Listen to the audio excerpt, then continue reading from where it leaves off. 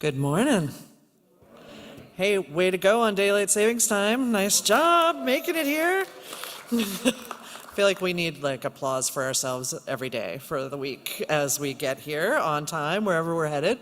So good morning, my name's Jen Crow. I'm one of your ministers here at First Universalist Church, and it is so good to be here in person, here with you online, here if you're joining us listening throughout the week. It is good to be together in all the ways that we can be.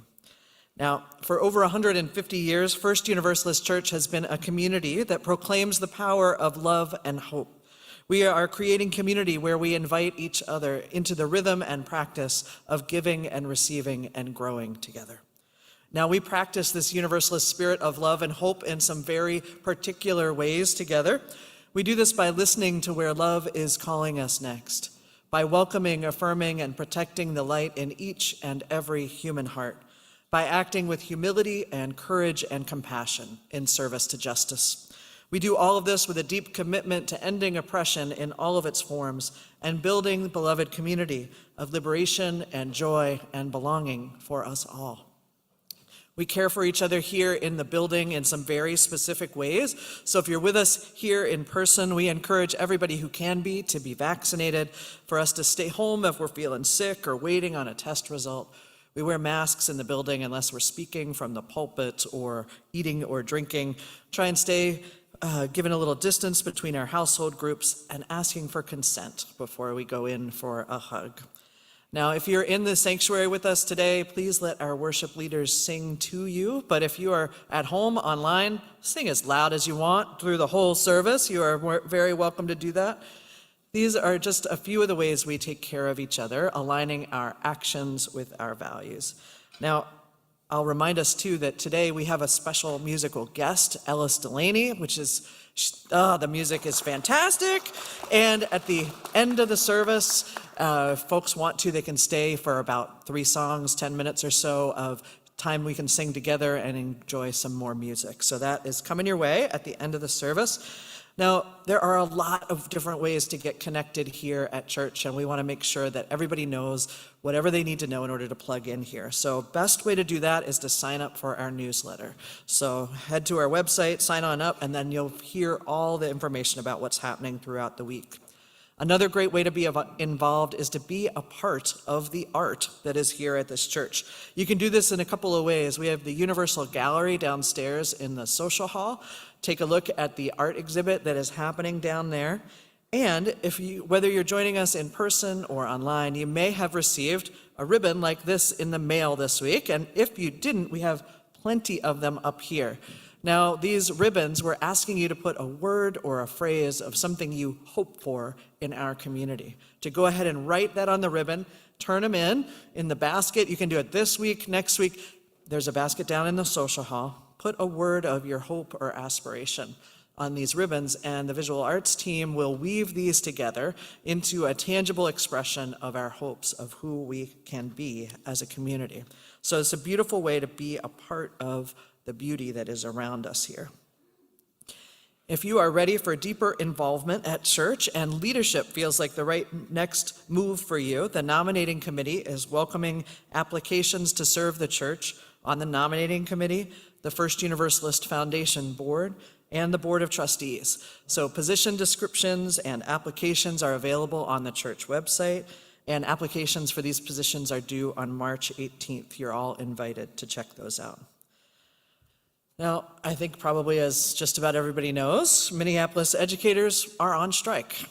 They are seeking fair compensation, mental health support for students, real commitment to hiring and retention of educators of color, and smaller class sizes for students. First Universalist is here to support those who are most impacted with funds to support striking educators whose pay is impacted, and also with Strike Camp. So you may have heard about this last week, yes, for Strike Camp. So what this is childcare here at church for kids in kindergarten through 6th grade. We offered it every day last week. And this coming week, Strike Camp will be offered Tuesday, Wednesday, and Thursday. So if you want to sign up for your kids, please head to the website, fill out the form, bring your kids on in. We'd love to have them. I'm having a blast seeing everybody around the building and jumping in for games. Now, Strike Camp is just one example of the awesomeness of our very own Lauren Wyeth, who's trying to hide right completely behind me. You want to come over? So Lauren has been serving as our Director of Children, Youth, and Family Ministries for 10 years. And, right? We are the luckiest, and we are luckier still because now she is moving into a new role, Director of Spiritual Growth for all ages. So she will now be there for all of us, designing and putting in place opportunities for learning and growth and spiritual practice in responsive environments of deep care for all of us. So today we are celebrating 10 years of Lauren's ministry with us, and with a gift of flowers, of cake and coffee downstairs in the social hall after the service.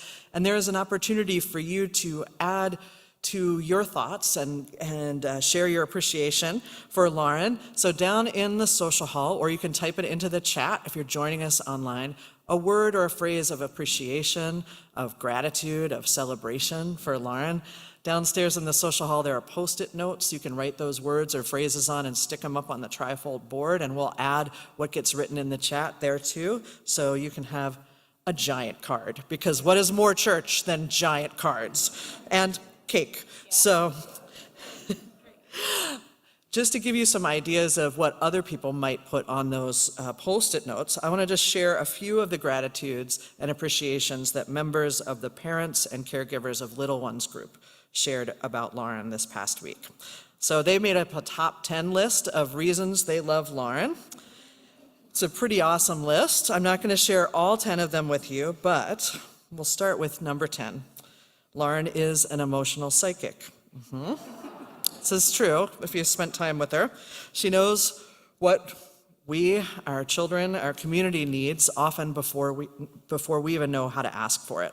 And she is hands down the coolest person we know.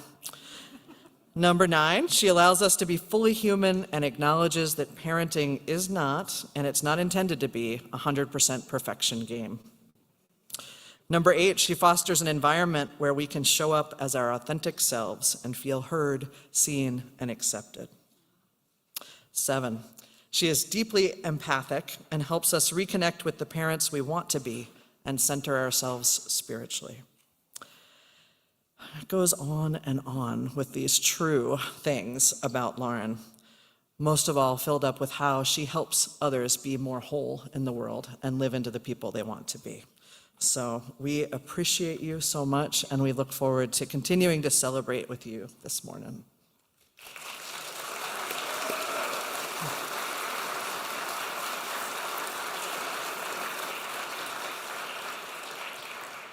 So as we begin, let's take a moment to center ourselves, to arrive fully here in this time and place wherever we are.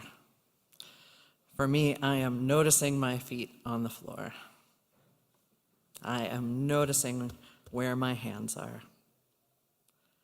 Taking a moment to feel the weight and presence of my body. And then if you'd like, can join me for 3 on-purpose breaths. With a breath in and a breath out. Breath in and a breath out. One more at your own pace. Breath in,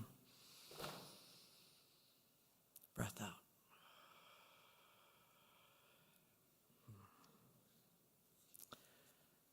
And let's light our chalice together. Come on over, Nora.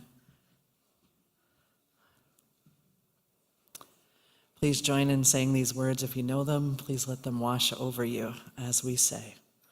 Love is the spirit of this church, and service is its law. This is our great covenant, to dwell together in peace, to seek the truth in love, and to help one another.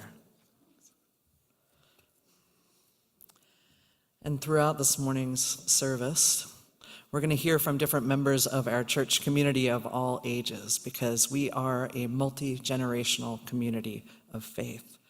and I am delighted that we will hear first from Liv.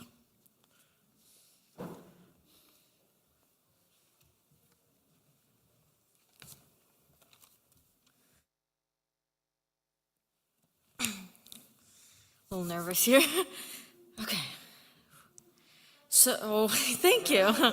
So, I've gone to this church since I was a baby, so a very long time. My life has changed a lot since then. I'm about to graduate high school, and just a few weeks ago, I was a full-fledged legal adult. Woohoo! Yeah. So I'm really excited about what lies ahead, but it's impossible to get to this point and kind of marvel at it all without also reflecting on what it took to get here. I've been reflecting a lot lately on how many times I reminded myself, hey, school is bearable because church is still here. See, when I was in grade school and middle school, I ended up moving schools a lot. And I learned just recently that it's actually a very common thing for people with undiagnosed dyslexia to do that. Each time I would tell myself, hey, this will work out. New school, new friends, yay. But that's not how it worked. The other students my age were already friends with each other, and I was just that new outsider. But on top of all of that, because I spent all my energy trying to hide my reading disability, what I always ended up realizing was, as long as I kept everything verbal, I could pass for a good student. Heck, a great student even. But how long can a child successfully wear a mask at school? Eventually, you do have to read, the written words. And of course, as people would realize how badly I did that, my carefully constructed act would crumble. My mask would fall away, and I'd feel so exposed, like such an imposter. Every single day at school was a day of being alone. And in a building filled with other kids, with my forced smile and my fake confidence and the bravado that kept getting harder and harder to prop up. There was a couple of years, entire school years in fact, where I had no one I knew, and definitely no one knew me. And no one really wanted to talk to me. So from the minute I walked into that school until the minute I walked out, home, biking, karate, church, that was my usual place of refuge.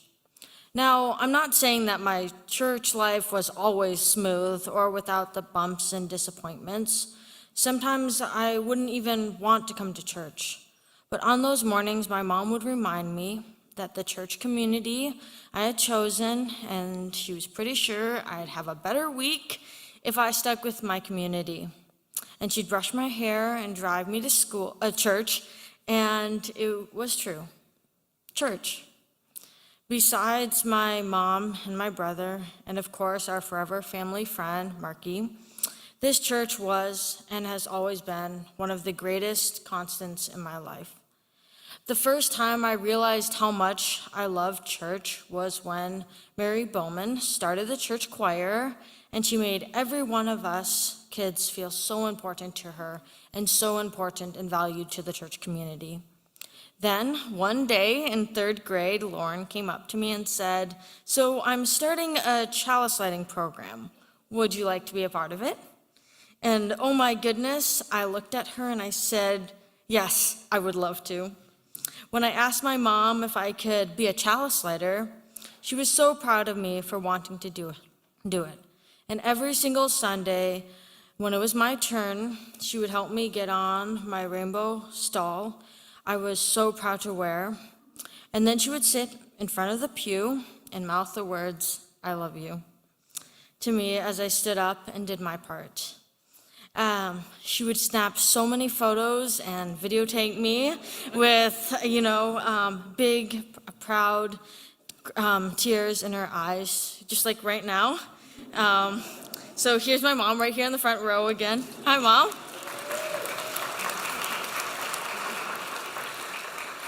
because she treated my chalice lighting as so important.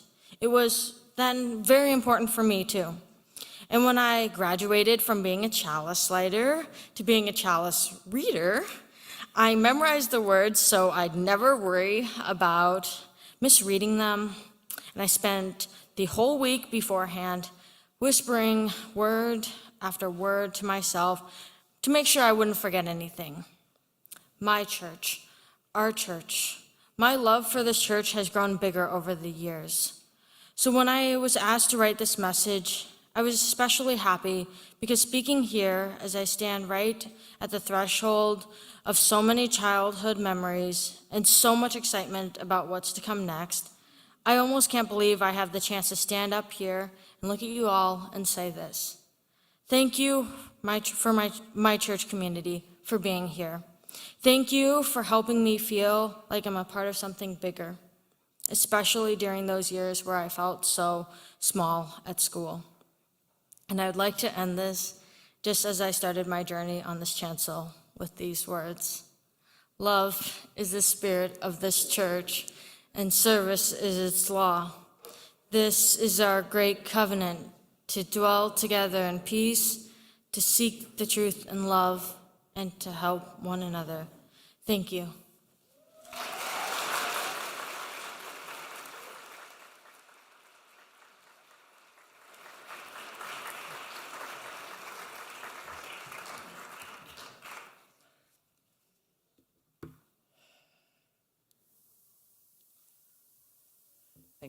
Thanks so much, Liv. We're going to transition ourselves into story time. So we can take that awesome message and we can loosen up a little bit. I have to put on my hat. Hold on. I'm wondering if we have any volunteers who might want to participate in this story. Come on up. You'll need a hat if you're willing. And your main job will be, come on, anybody who wants to, come on up, grab a hat. Thank you. Yes. All right, let's do it. All right, so my story helpers here. Perfect number. Do we have one more, Arif? We have one more? Oh, we have even more. Okay, here's the thing. You don't have to have a hat for this to work. It works super good without one. So, all right, all my acorn friends, I want you to embody being an acorn. Can you feel yourself as an acorn? You've got your cool hat. You've got your hard shell. We got sunglasses. All right. Your job is to bustle. Do you know what bustling is? Okay, you have to act very busy and march around and do that right in front of the chancel. Can we do it? All right, bustlers, down on the floor, all the bustlers. Okay, very important. I'm going to get myself into character here.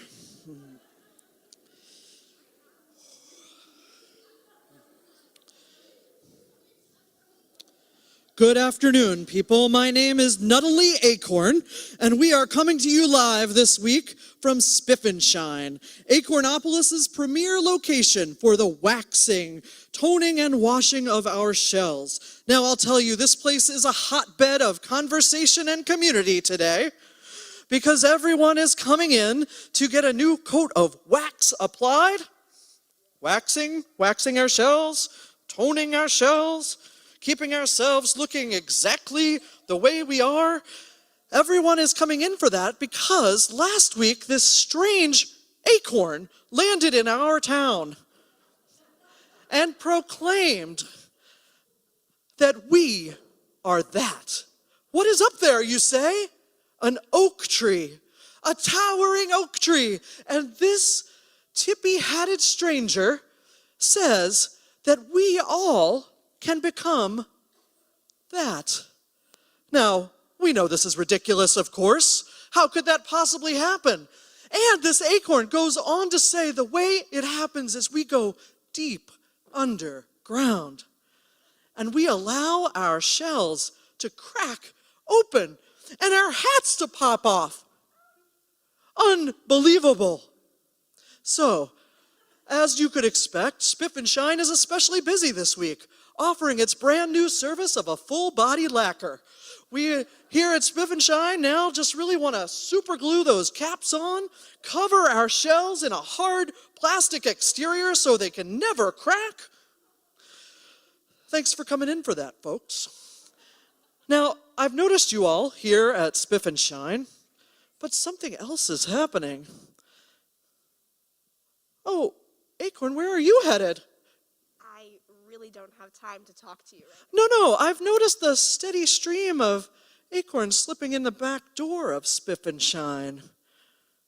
Excuse me, can you please tell us what's happening? I mean, the people need to know. Dude, I have places to be. I don't want to talk to you, and I'm not going to talk to you. Have a good day. Well, I'll tell you, I'm even more interested now to know what's going on back here. Hello? Hello. Let's come out here if you would. Come on out. Come out into the open. Oh, folks, what exactly is going on back there behind Spiff and Shine? Nothing at all. Really, I've seen a strange number of people, acorns that is, filing into this behind the shop place.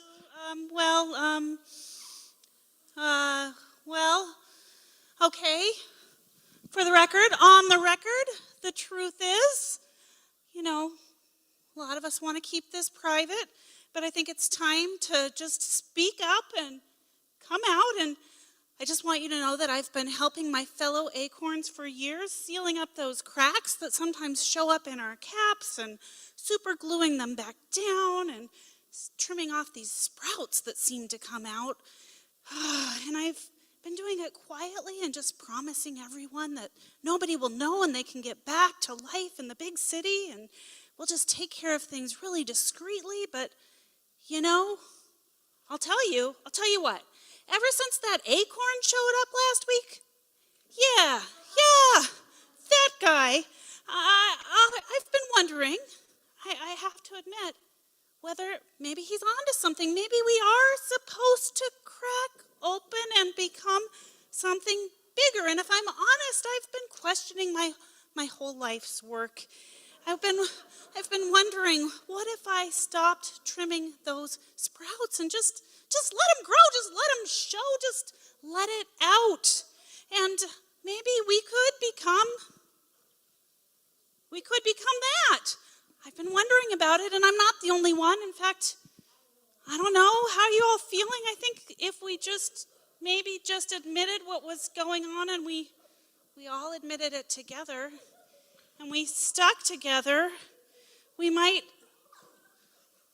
actually make a difference. We might be able to live a little bit more free and stand a little bit more tall, and we might find that those sprouts that are coming out actually have some value, that maybe some of the things we're dreaming of are trying to take root or trying to grow. Like some of these even have words on them. They're very beautiful. Like what does yours say here? We've got hope and community. Do we want to cut that off? I mean, I've been wondering. And over here we've got second chances. We've got truth, and oh my gosh, of course we have music. So I don't know, maybe we ought to let them stay. That's what I've been thinking. That's the truth. Well, here you have it, live from Acornopolis. Tune in next week to find out what happens next in a city in turmoil.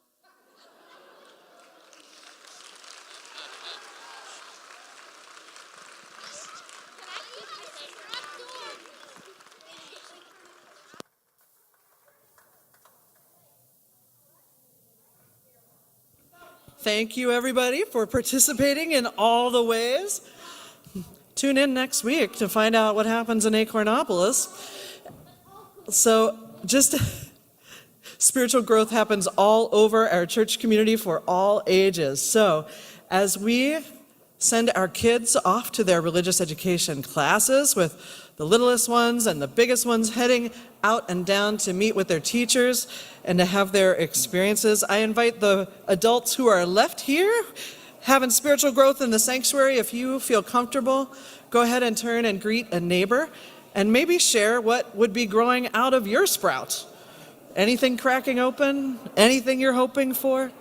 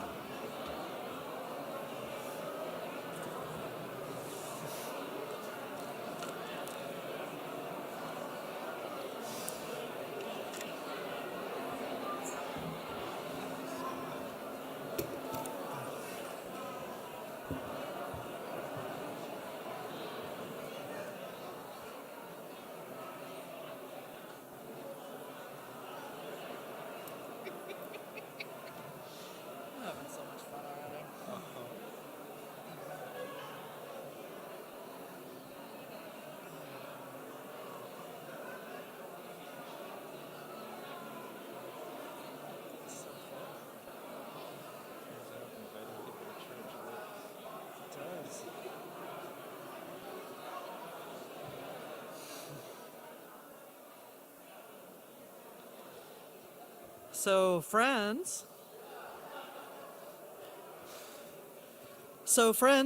as promised, Ellis Delaney is with us to share music with us. Let's enjoy.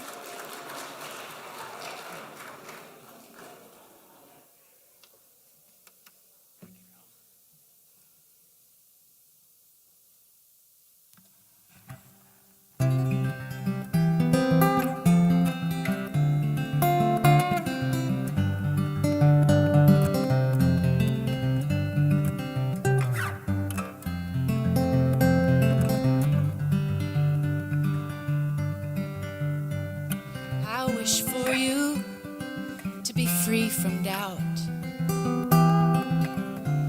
When you feel left behind or left out, when the world seems brighter everywhere else, and your mind is lost inside a wishing well, right on time.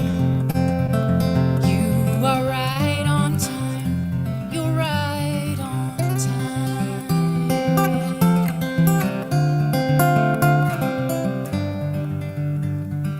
Remember, the heart is a tender thing, restless and hopeful.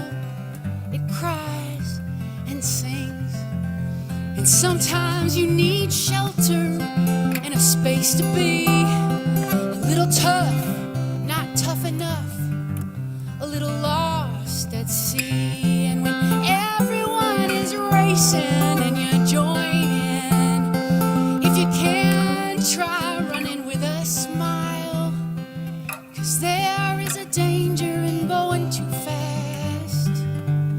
Getting too far ahead can set you back. Right on time. You are right on time. You're right on time.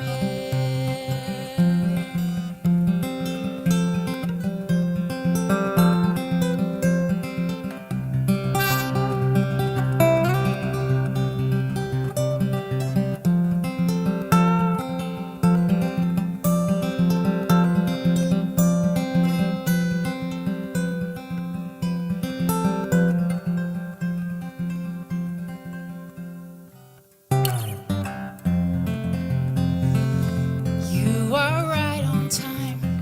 You're right on time. And when you're tired and on your own, cried so many tears, they're all gone. When there's nothing you haven't tried to fix this uncertain road. Oh, when everywhere you look, you see regret, caught up in the past and what might have been. What we can never know will make our head trust, a lot of forgiveness. Right on time, you are right on time, you're right on time.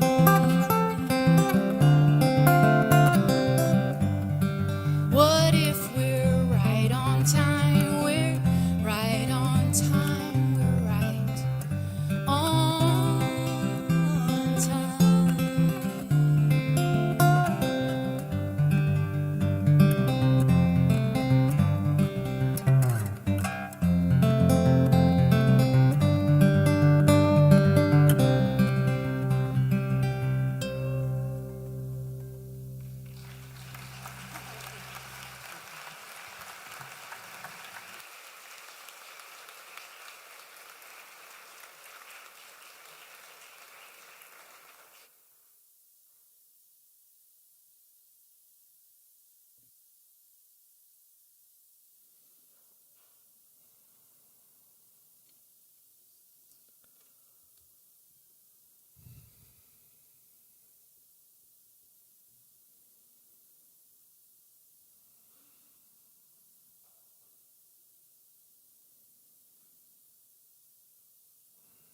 I'm having one of those church crying moments.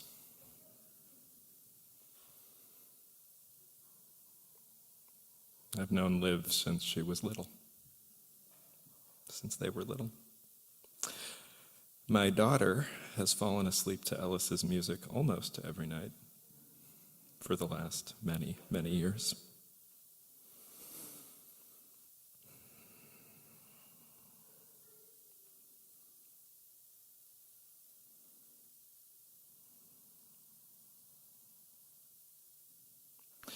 You know, each week when we gather, we make time to expand the care of this congregation. We make time to intentionally check in with our internal alignment.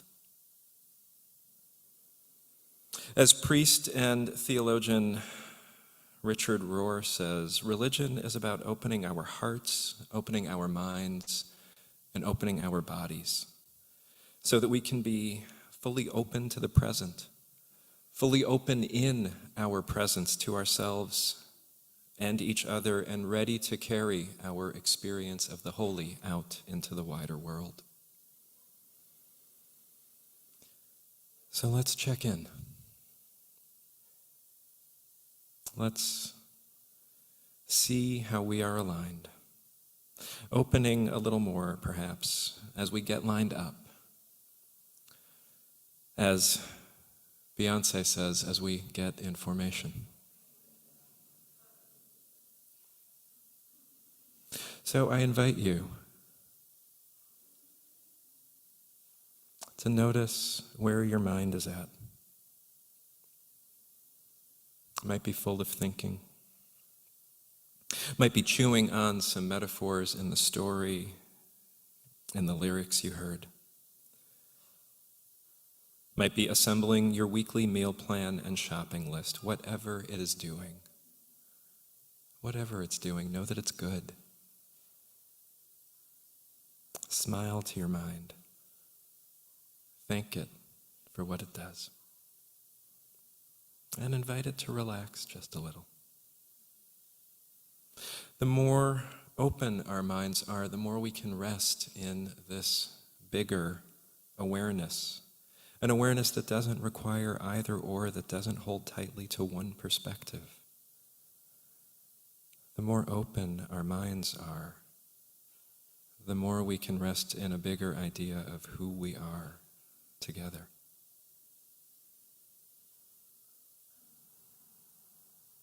And now I invite you to notice where your heart is.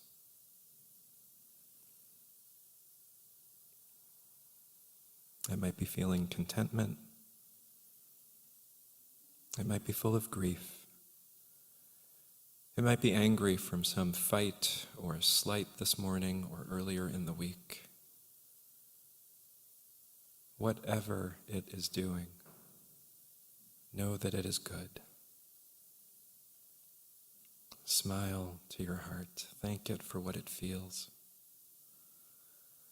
The more open our hearts are, the more our compassion is kindled, calling gentleness for ourselves and therefore for everyone we meet. As our hearts grow more open, so too does our experience of being part of the one heart of the world.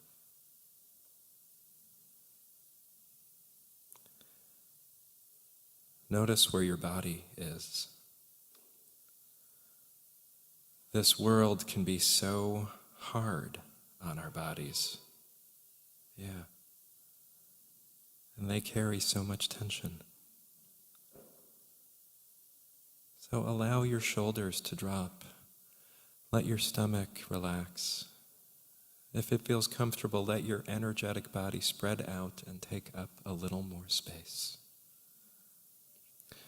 As our bodies open, we are more able to flow with what life throws our way, less needing to make things a fight, more able to allow the energy to move through us, knowing that most things aren't truly ours to carry. As our bodies open, we are ever more able to act as a bigger we, breathing and moving together as we make real what we long for in our hearts.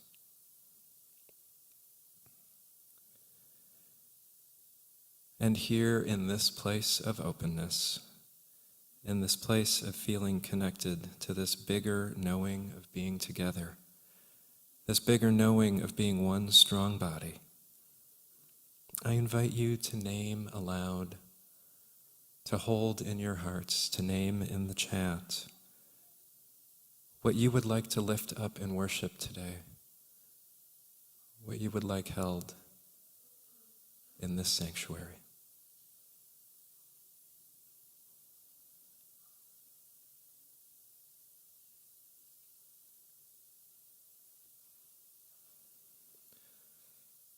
And as you are sharing those names, I add that we hold Isabel Quast and her family in their grief as they mourn the death of Isabel's birth mother earlier this week in Chile. Marcela had been struggling with cancer for some time, and her family is grateful that she is no longer in pain. We hold Isabel in our love and care as she moves through this complicated and tender grieving, and she welcomes your cards and messages of support.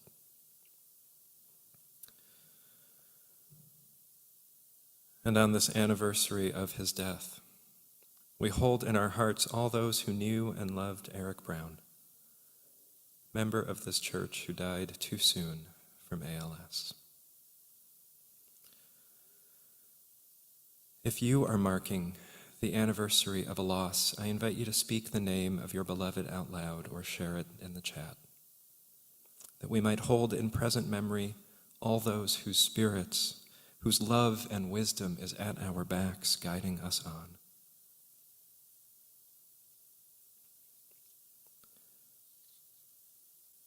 And we welcome this morning Idris Graham Karoma, born on Valentine's Day, affectionately called Iddy. Parents Cass and Ahmed Karoma and Big Brother Joe feel very blessed to introduce their precious little Sierra Leonean American baby boy into the arms of this Unitarian Universalist fellowship. They hope he will sleep peacefully through this Sunday service and enjoy the beautiful message and music as much as Mom and Dad do. And we hold Angela, Kiefer, Joel Peterson, and Zinder and their baby twins in our hearts this morning as they continue to face obstacles to coming home as a family. As we join our prayers with theirs, we pray that our love surround them all and that they find success in their efforts. And with all this in our hearts, with a circle drawn wider and wider still, we pray that the grip of addiction be loosened, that the weight of oppression be lightened, that truth be told, that joy break through, and that love make every suffering bearable for us all. Amen.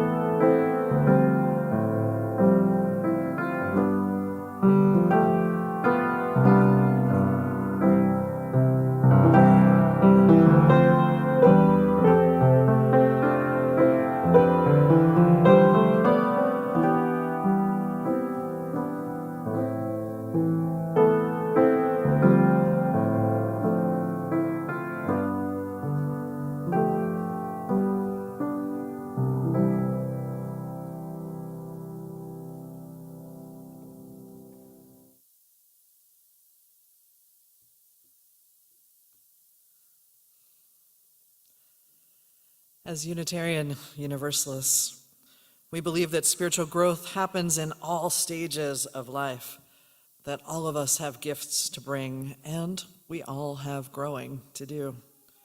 We believe that we are born whole and holy and worthy, and that revelation is not sealed. And by that we mean that what is important and holy and sacred is not trapped in one book from one time only, but rather all of our learning, all of our experiences, so many sources bring us gifts of the holy.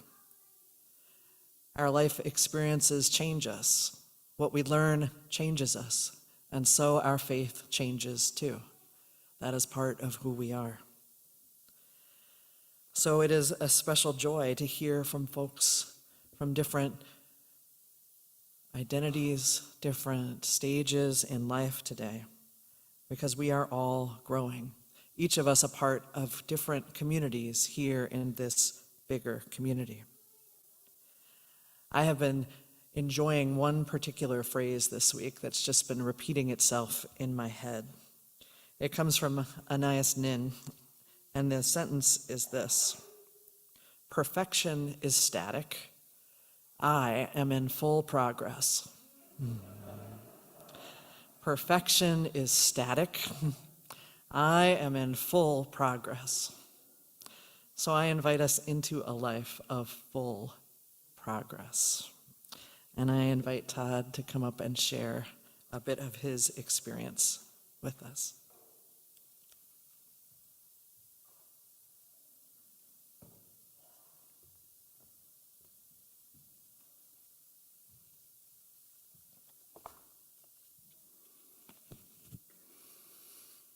Good morning. My name's Todd Pearson. My wife, Beth Shepler, and I joined this church in 1991 when we were just beginning our family. In those early years, Beth and I taught in the RE classes our two boys attended and enjoyed community with parents and kids in RE. I was teaching 5th and 6th grade in Minneapolis Public Schools, and Beth was freelancing from home. The world came crashing in on 9/11. The subsequent U.S. instigated wars and inept national leadership shook me to my core. I turned to our First U community to help center my grief and anger.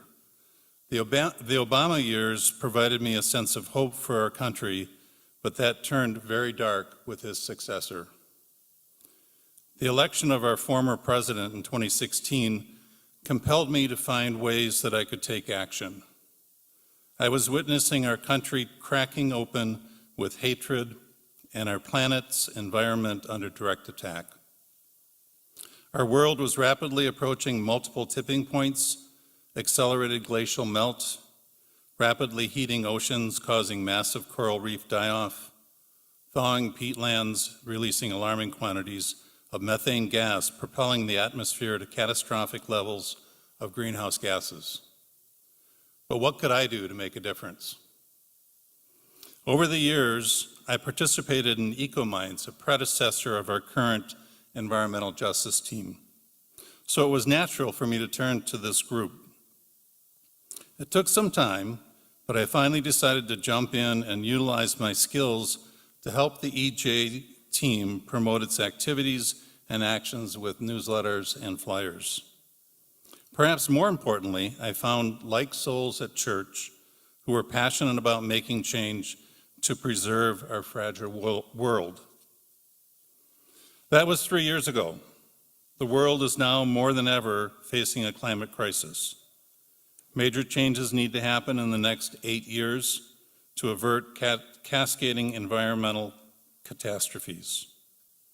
One would think I'm in a pretty dark place again, but in truth, I feel hopeful in large part because of the EJ team's tireless efforts to promote environmental solutions and the support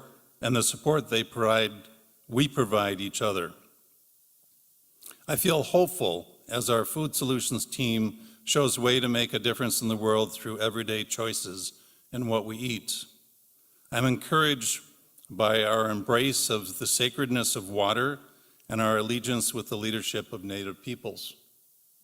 I'm heartened by our church's moves to be a net zero church, starting with the installation of solar panels on our RE wing.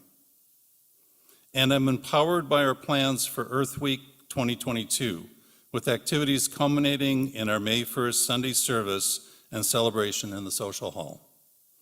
We will have our first ever Electric Saturday on April 30th, with congregants showcasing their electric cars in our parking lot and an exploration of all things electric. In addition, I'm excited to be pulling together a presentation by BIPOC leaders outlining environmental and racial justice issues on the north side where I've lived for 45 years. In so many ways, my involvement with our First U EJ team has been my salvation through COVID. It has kept me active in a time of isolation and connected with community. Thank you.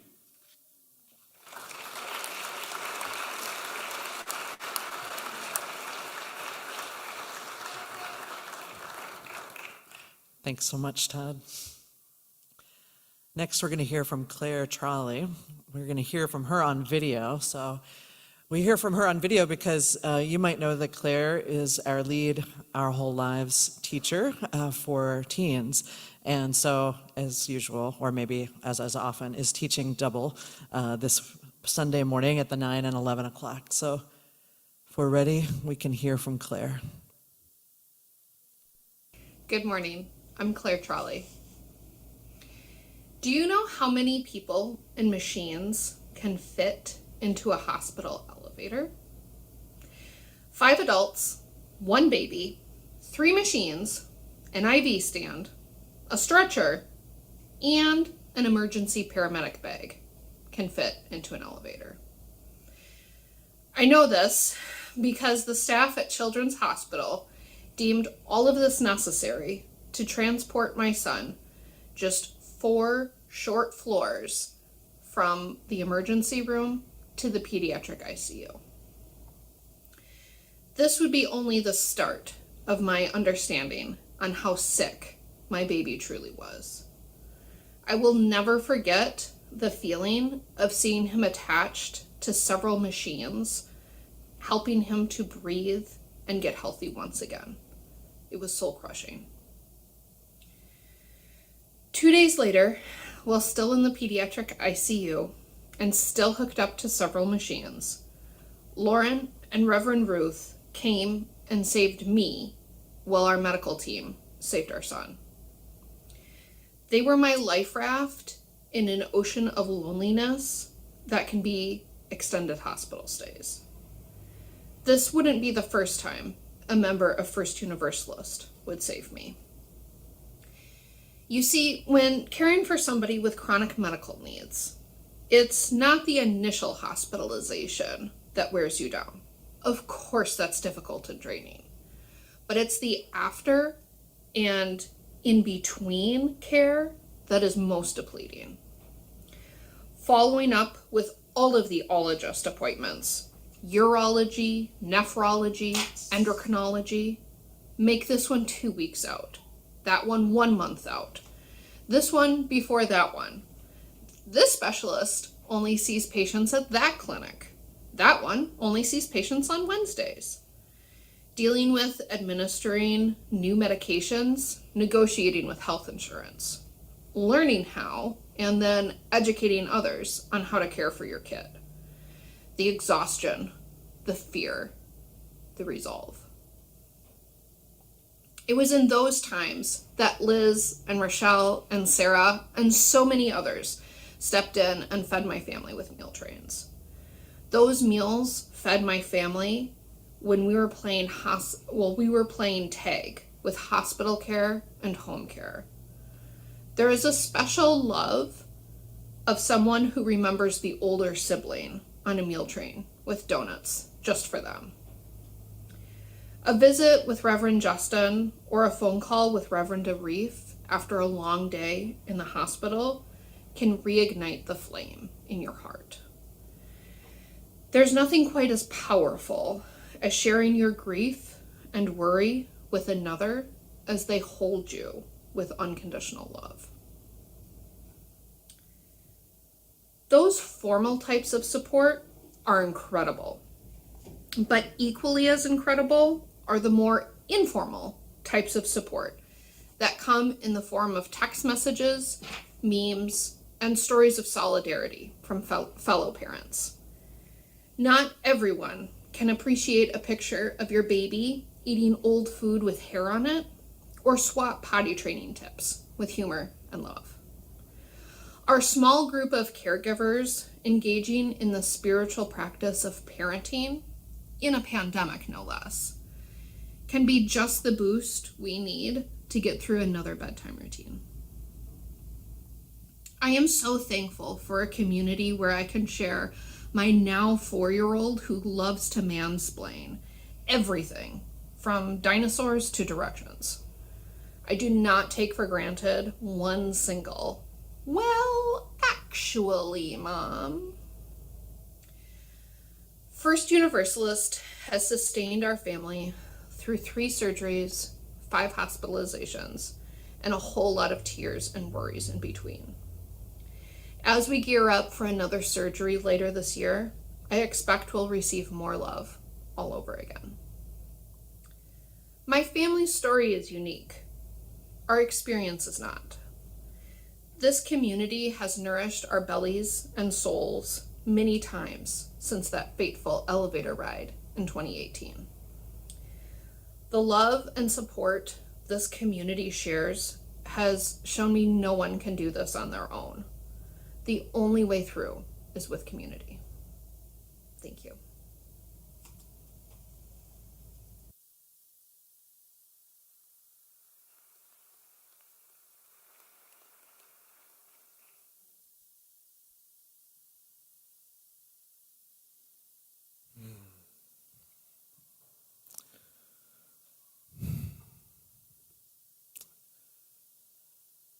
Friends, this is what community looks like.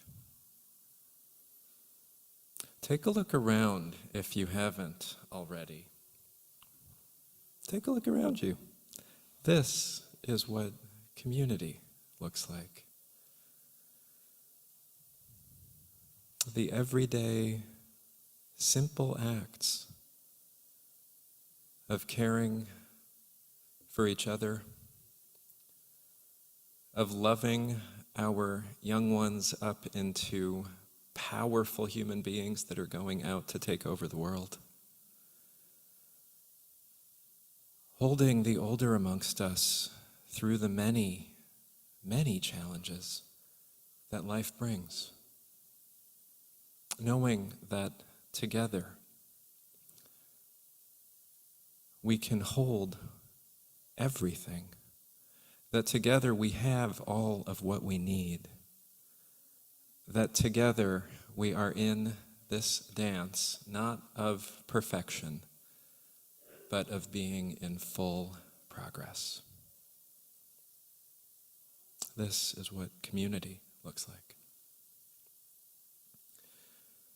And one of the things that we do as community is share in our resources. This morning, our offering goes to support the Unitarian Universalist Service Committee's Fund for Ukraine Relief.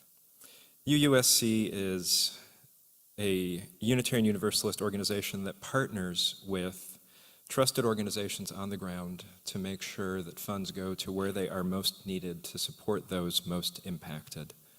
And so we invite you this morning to be as generous as you're able. As the ushers come forward and as Ellis prepares to offer some music, I just want to say that I've noticed that there are some young people in the congregation that are super excited to have Ellis with us today. And if you want, there is space in the front pew if you want to come up and get a little bit of a closer view. No pressure.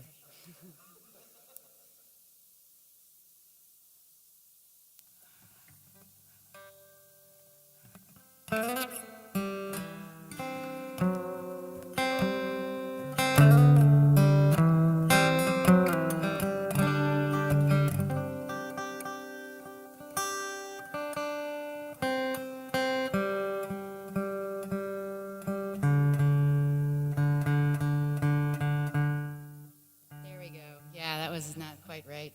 It isn't perfection I'm after, but just good enough. There we go.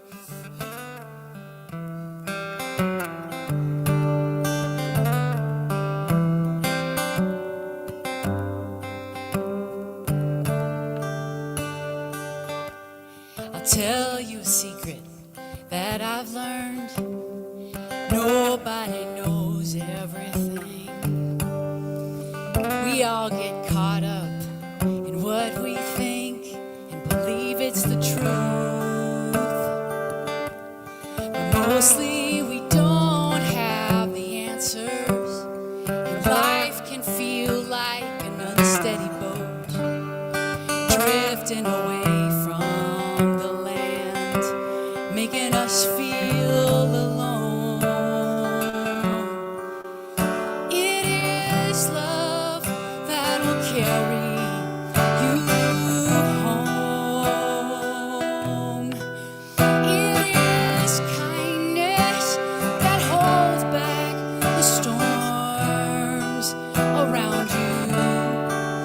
It is patience sitting right beside the doubt. Oh, the only truth is what we do with right now.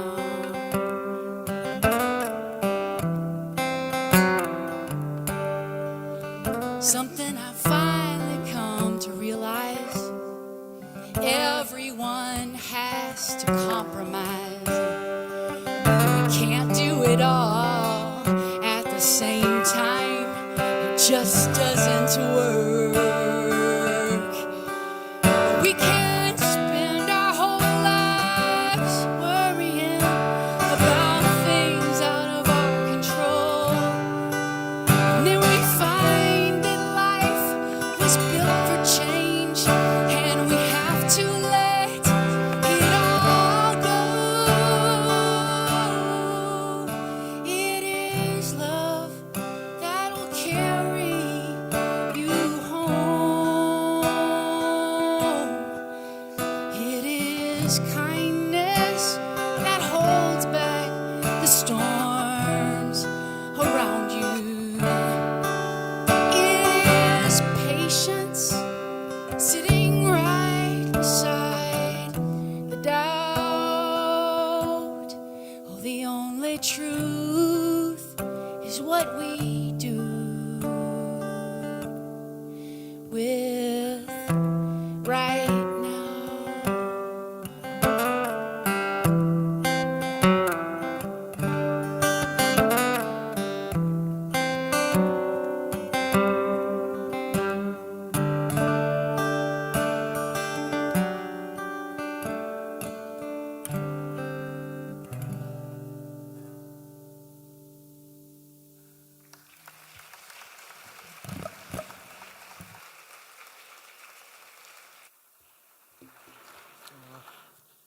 What a gift. Ugh. Well, right now, you are invited to join us after the service for coffee and cake and celebration downstairs, or to put your words of gratitude and celebration for Lauren in the chat or one of those Post-it notes downstairs. You're invited to put a word or phrase of hope on one of our ribbons and send it in, bring it in, put it in a basket, type the words in the chat. And you are invited to stay here in the sanctuary if you wish for some singing and a little more music. And let us remember that we are loved exactly as we are, born whole and holy and worthy, and in full progress. May we know we are loved, and may we share that love with the world. Amen.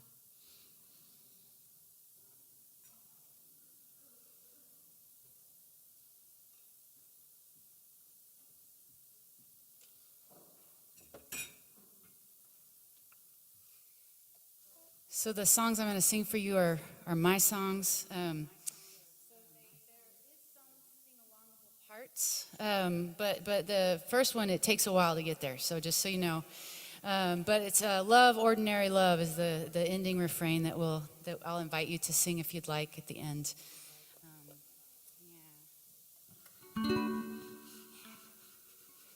All right. Love, ordinary love, do do do do do do do. Love, this is the time of our lives. We are watching the tide come in and go out again. Love, it's such a beautiful night, walking here by your side. Oh, there's nothing else I'd rather do. Oh, love, ordinary love, sticking it out when the going gets tough. I keep coming home to you. Love, ordinary love, seeing the best and giving no less, working hard to be good for you.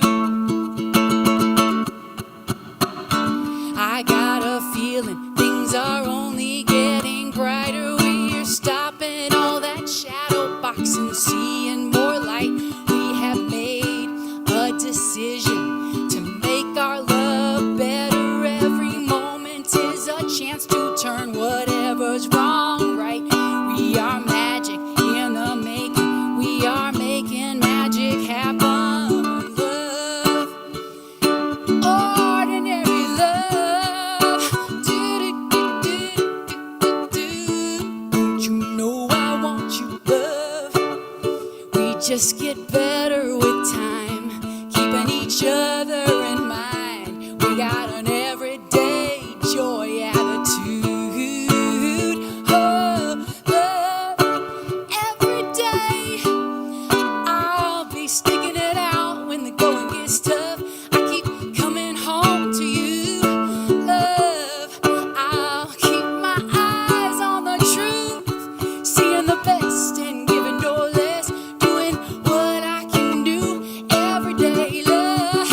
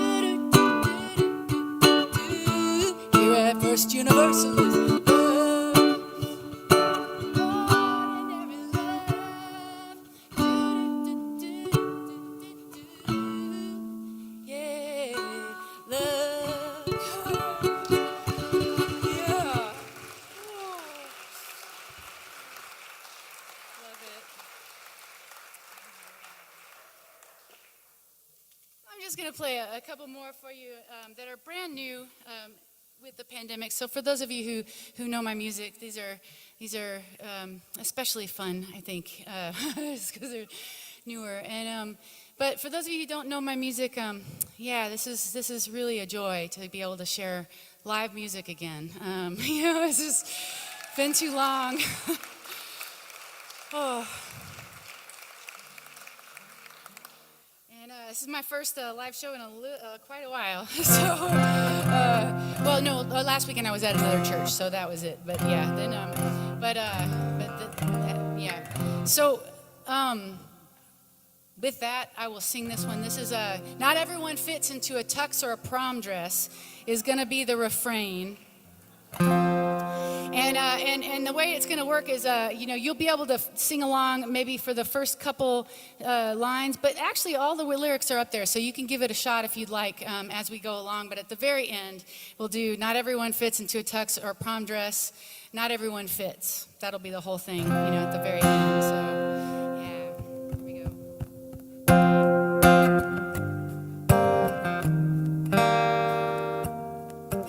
Every day we have to choose one of two boxes. Even before we're born, they ask pink or blue. What side of the store do you shop on? What salon or barber? Will they say your name and the pronouns you use? Oh, yeah. Oh, not everyone fits into a tux or a prom dress. Not everyone has the right box to check that makes sense. You might not understand if you find it easy to choose a restroom without making someone angry. What if one size fits all doesn't fit you at all? Everything is made for bodies smaller than you. Your doctor cries out, exercise and eat less, tying all your troubles to the weight you could lose. Oh, yeah. Oh, not everyone fits into a tux or a prom dress. Oh, not everyone is a model on a magazine rack. You might not understand if you find it easy to try on any look or style that makes you feel fancy.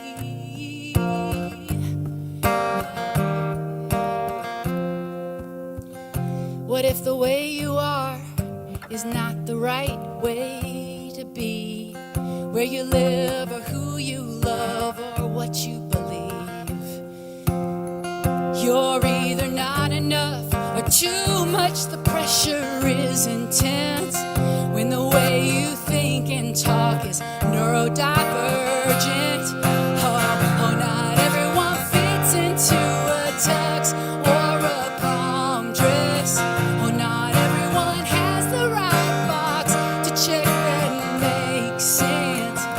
Could we make room for everyone to belong? 'Cause aren't we all better off being true to who we are? Yes, not everyone fits into a tux or a prom dress. Not everyone fits. Ooh, not everyone fits. Oh, not everyone fits into a tux or a prom dress. Not everyone fits. Ooh, not everyone fits into a tux or a prom dress. Not everyone fits. Yeah, yeah. Why do we have to fit?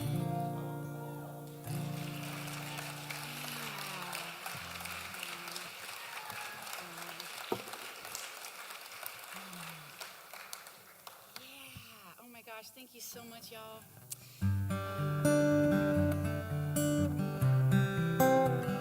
One more for you. This is these last two songs I'm playing for you are co-writes actually with my wife Terry. And yeah.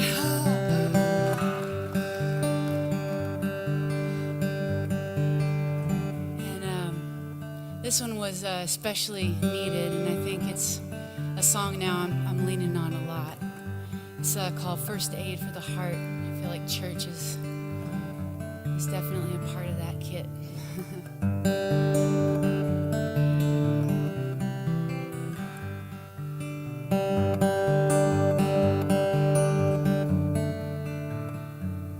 Did you know that your tears are welcome here? There's a space for whatever you're feeling. I'll sit by your side as long as you need me. I've got time to be with your grieving. Don't let those voices tell you you're not enough. Don't believe that you are the problem. Everyone goes through struggles in life. Everyone needs someone to hold them. Where do you go when there's nowhere to go? What do you reach for when troubles rise? Yeah. When hurts can't be bandaged and you're falling apart, that's when you need first aid for the heart. Yeah, it's the whole chorus. Oh, did you know that your fears are welcome here? There's no need to run from them or hide out. I'll sit by your side and take a closer look with you. That fear is protection from another time. Don't let those tapes run inside your head. Don't believe that you are the problem. Everyone's climbing some kind of mountain inside. Everyone needs someone to listen. Where do you go when there's nowhere to go? What do you reach for when troubles rise? When hurts can't be bandaged and you're falling apart, that's when you need first aid for the heart. Do it again, here we go. Where do you go when there's nowhere to go? What do you reach for when troubles rise? When hurts can't be bandaged and you're falling apart, that's when you need first aid for the heart. Yeah, that's when you need first aid for the heart. Yeah, that's when we need first aid for the heart.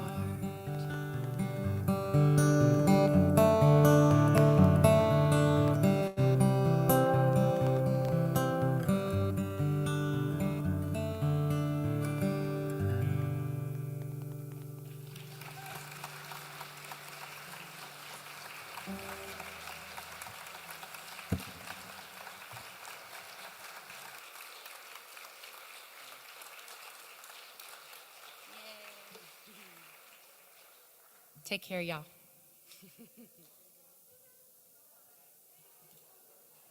Oh, thank you. Thank you so much. Oh my God.